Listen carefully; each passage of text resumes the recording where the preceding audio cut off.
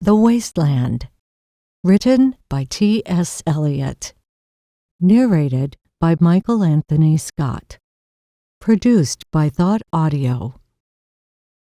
With my own eyes, I saw the Sibyl of Cumae hanging in a bottle. And when the boy said to her, "Sibyl, what do you want?"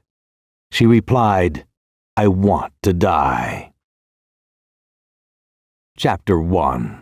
The Burial of the Dead.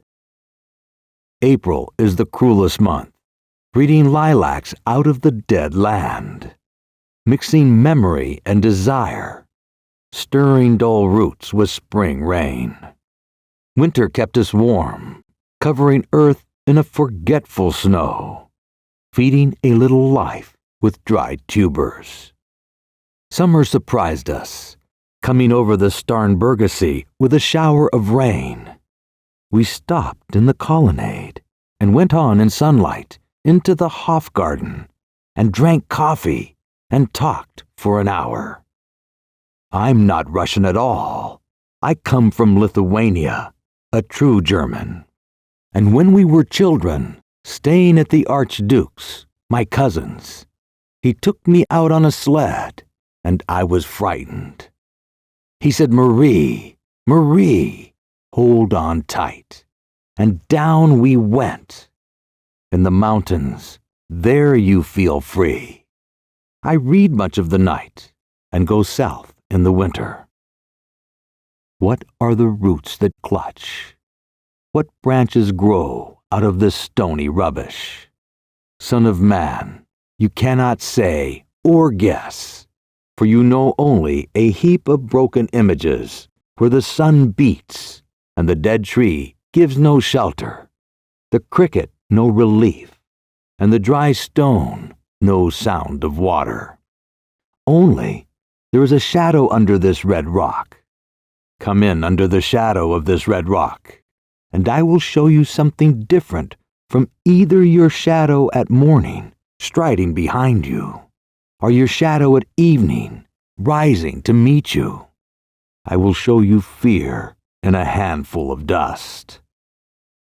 Fresh blows the wind to the homeland. My Irish darling, where do you linger? You gave me hyacinths first a year ago. They called me the hyacinth girl. Yet, when we came back, late from the hyacinth garden, your arms full and your hair wet, I could not speak, and my eyes failed. I was neither living nor dead, and I knew nothing, looking into the heart of light, the silence. Desolate and empty the sea. Madame Sosostris, famous clairvoyant, had a bad cold. Nevertheless, is known to be the wisest woman in Europe, with a wicked pack of cards. Here, she said, is your card, the drowned Phoenician sailor. Those are pearls that were his eyes. Look. Here is Belladonna, the lady of the rocks, the lady of situations. Here is the man with 3 staves, and here the wheel, and here is the one-eyed merchant. And this card, which is blank, is something he carries on his back, which I am forbidden to see. I do not find the hanged man, fear death by water. I see crowds of people walking round in a ring. Thank you. If you see dear Mrs. Equitone, tell her I bring the horoscope myself. One must be so careful these days. Unreal city, under the brown fog of a winter dawn, a crowd flowed over London Bridge. So many. I had not thought death had undone so many. Sighs, short and infrequent, were exhaled, and each man fixed his eyes before his feet. Flowed up the hill and down King William Street to where St. Mary Woolnoth kept the hours with a dead sound on the final stroke of 9.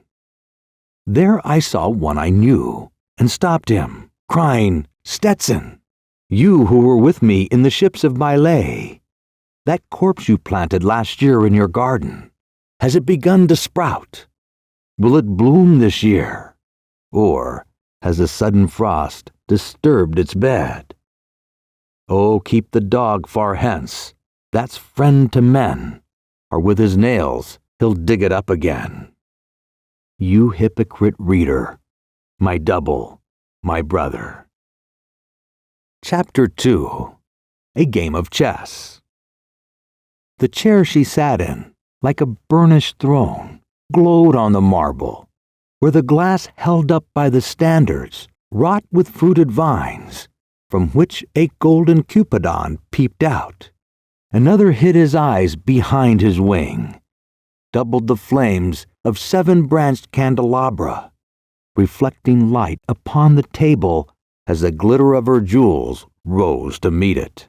From satin cases poured in rich profusion, in vials of ivory and colored glass unstoppered, lurked her strange synthetic perfumes, ungent, powdered, or liquid, troubled, confused, and drowned the sense in odors.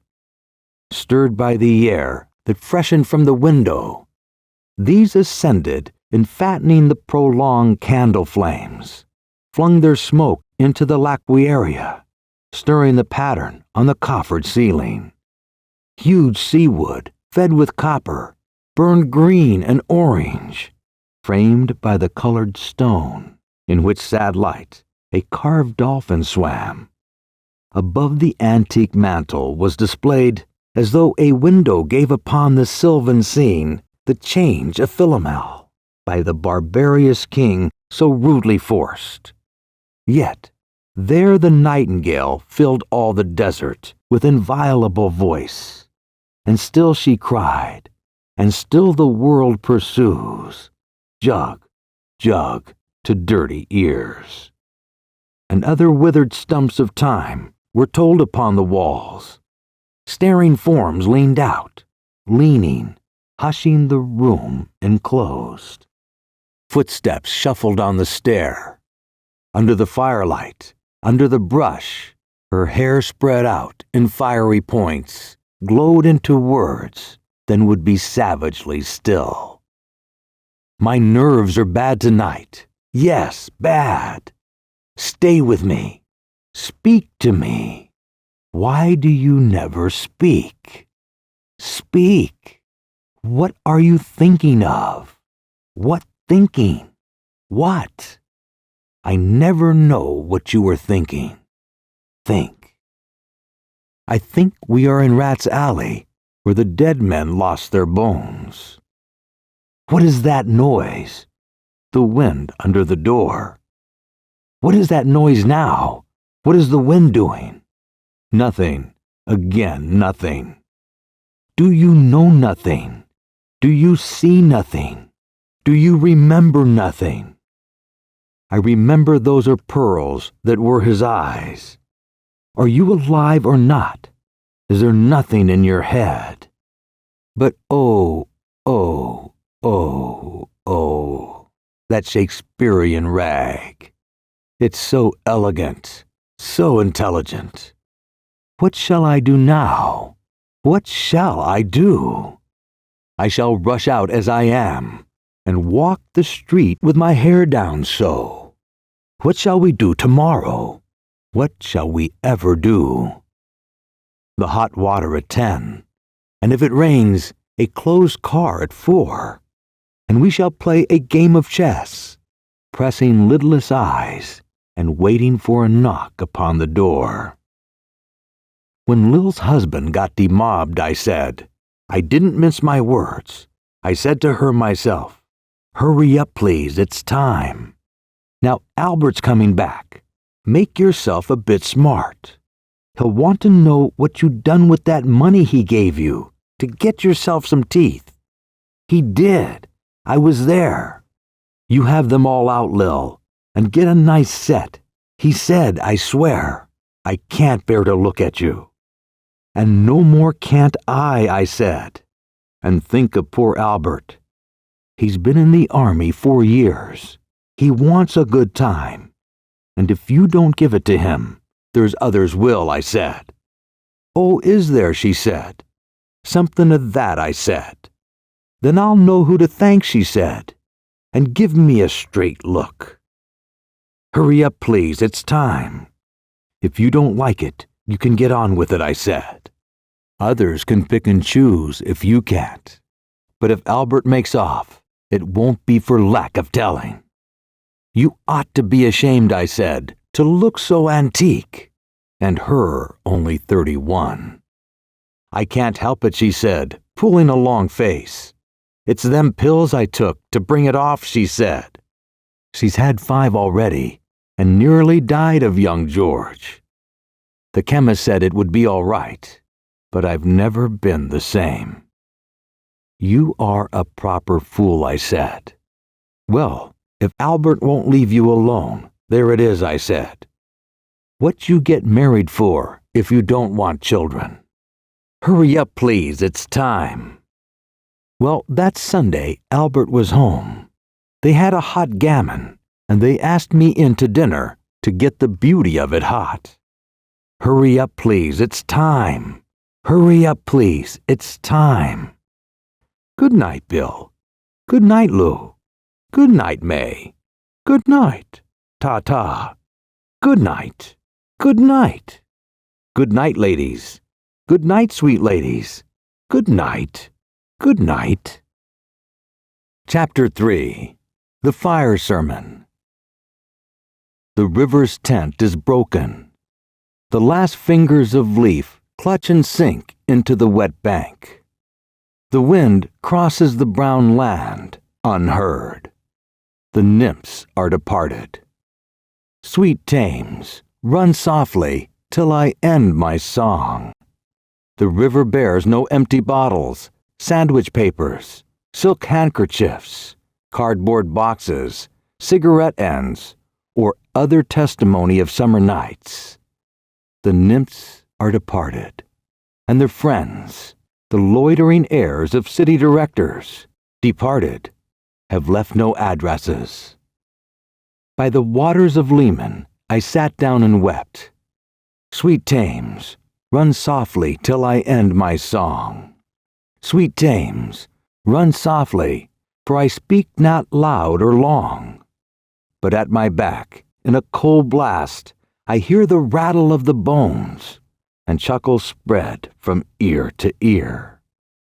A rat crept softly through the vegetation, dragging its slimy belly on the bank while I was fishing in the dull canal on a winter evening round behind the gas-house, musing upon the king, my brother's wreck, and on the king, my father's death before him.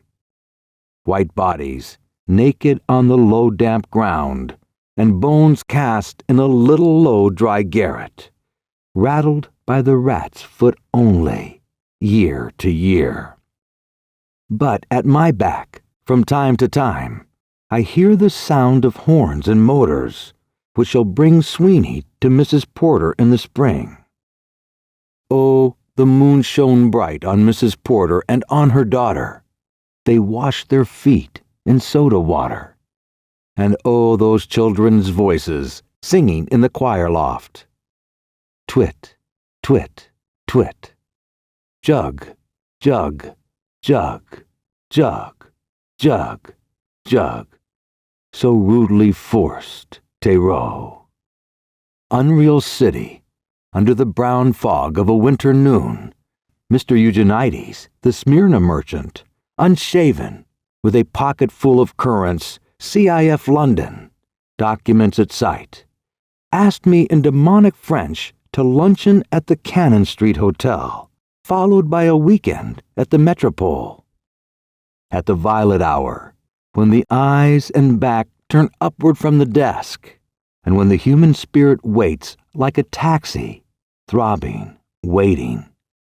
I, Tyseus, though blind, throbbing between two lives, old man with wrinkled female breast, can see at the violet hour, the evening hour that strives homeward, and brings the sailor home from sea. The typist home at tea time, clears her breakfast, lights her stove, and lays out food in tins. Out of the window, perilously spread her drying combinations, touched by the sun's last rays. On the divan are piled at night her bed, stockings, slippers, camisoles, and stays. I, Tyserius, old man with wrinkled dugs, perceived the scene and foretold the rest. I, too, awaited the expected guest.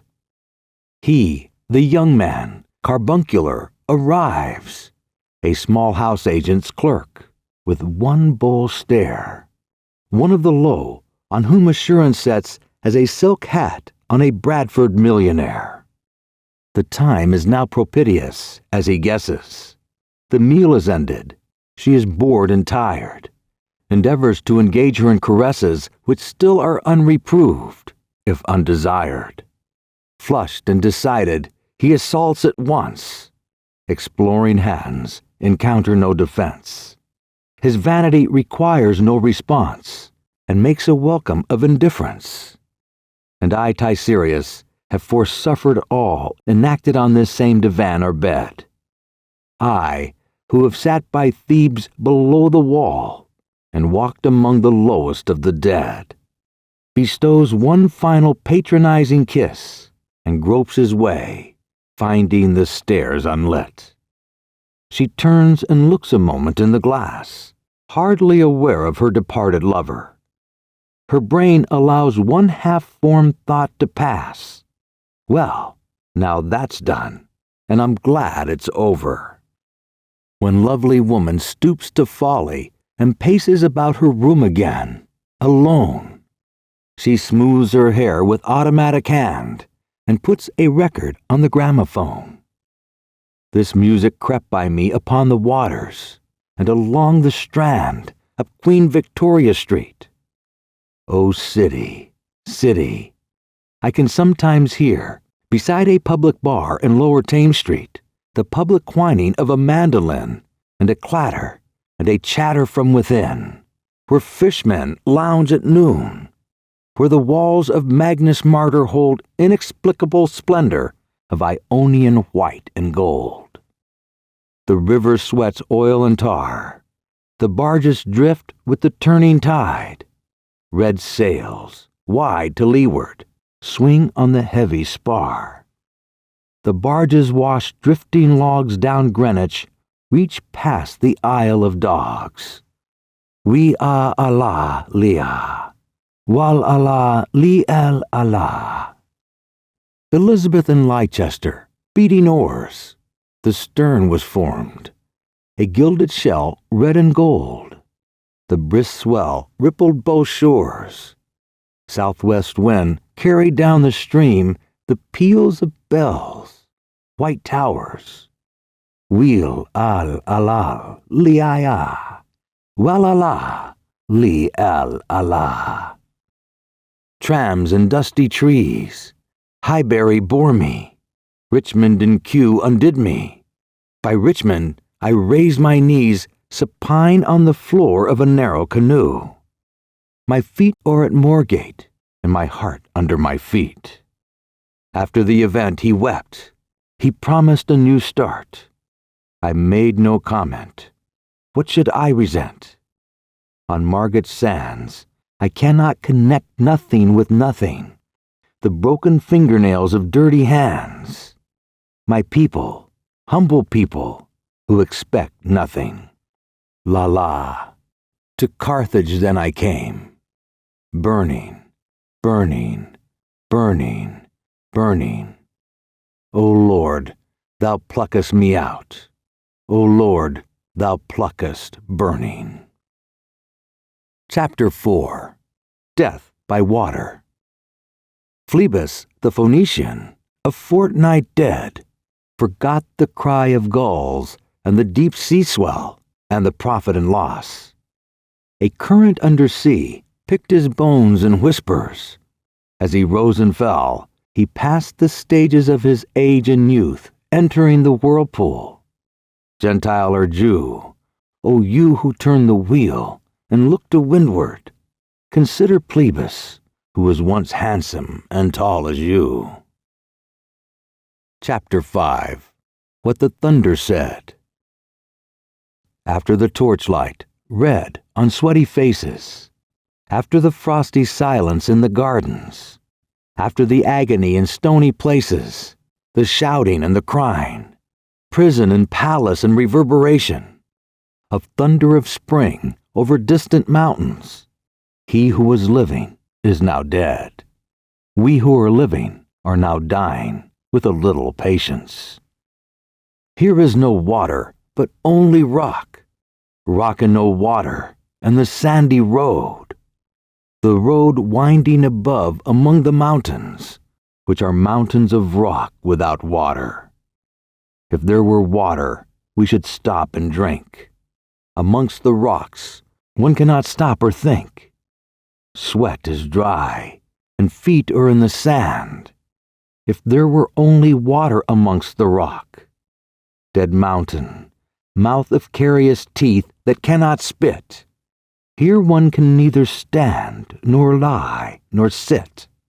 There is not even solitude in the mountains, but red, sullen faces sneer and snarl from doors of mud-cracked houses.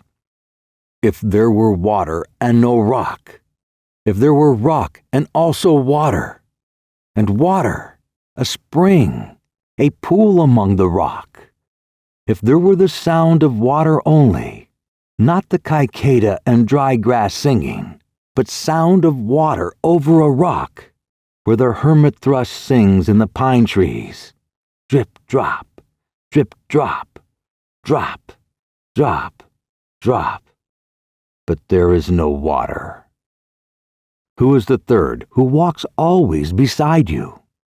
When I count, there are only you and I together.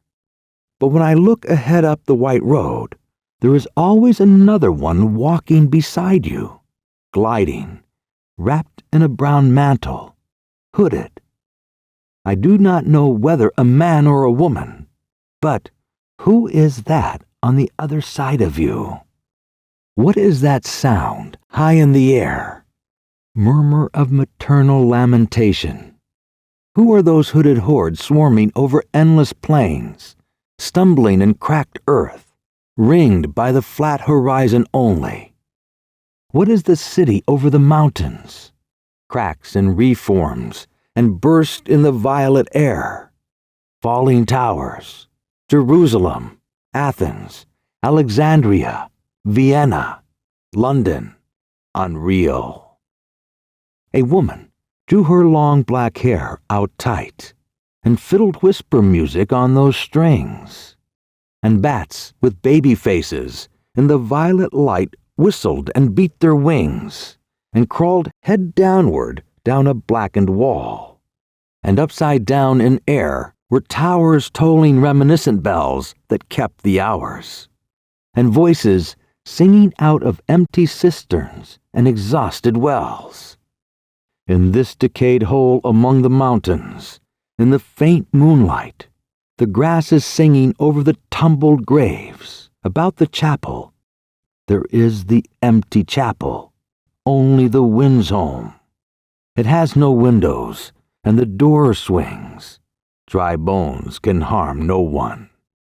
Only a cock stood on the rooftop. Coo, coo, ree-coo, coo, coo, ree-coo, in a flash of lightning. Then a damp gust bringing rain. Ganga was sunken, and the limp leaves waited for rain, while the black clouds gathered far distant over Himavants. The jungle crouched, humped in silence. Then spoke the thunder. Da, da-da. What have we given? My friend, blood shaking my heart, the awful daring of a moment's surrender which an age of prudence can never retract. By this and this only we have existed, which is not to be found in our obituaries, or in memories draped by the beneficent spider, or under seals broken by the lean solicitor in our empty rooms. Dayadvam. I have heard the key turn in the door once, and turn once only, We think of the key, each in his prison thinking of the key. Each confirms a prison only at nightfall. Ethereal rumors revive for a moment. A broken Coriolanus. Damyata. The boat responded gaily to the hand expert with sail and oar. The sea was calm. Your heart would have responded gaily when invited, beating obedient to controlling hands. I sat upon the shore, fishing, with the arid plain behind me. Shall I at least set my lands in order? London Bridge is falling down, falling down, falling down. Then he hid himself in the fire that purifies them more fully. When shall I become like the swallow? O swallow, swallow. The Prince of Aquitania in the abandoned tower. These fragments I have shored against my ruins. I'll oblige you.